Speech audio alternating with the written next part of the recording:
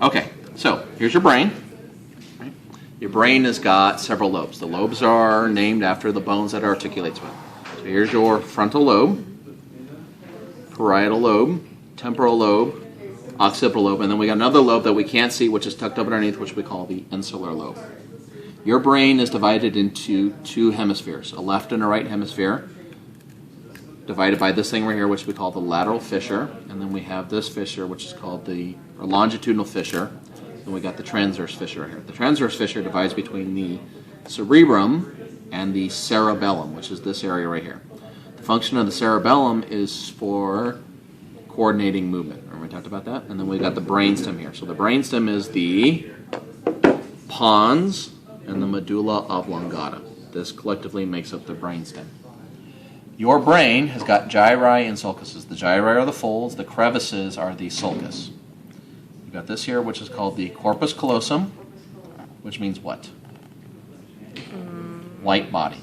Right. So what is Spanish for body? Cuerpo. Corpo.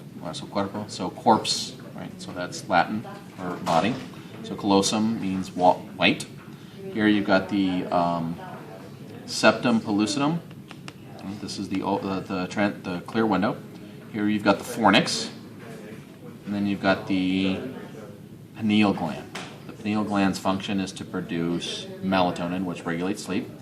Here you got the intermediate mass of the thalamus. Here's the hypothalamus. Here's the hypothalamus. Right here at the bottom of the hypothalamus. So if you put these two together, we'll be able to see it a lot easier on an actual brain. But we call this the mammillary bodies. You'll be able to see on an actual sheep's brain wave, we call it the mammillary bodies. We then have right here the superior and inferior colliculi.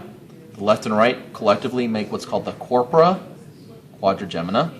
We then have our ventricles. So we have our first and second ventricles, otherwise known as the lateral ventricles here. Third ventricle, cerebral aqueduct, and fourth ventricle, through which cerebral spinal fluid flows. This here inside of the cerebellum is called the arbor vitae. What's the Latin for tree, or for Spanish for tree? Árbol. Arbor. And what is Spanish for life? Vida. Vita. So arbor vitae means tree of life, right? So that's it. Awesome. Oh, and then let's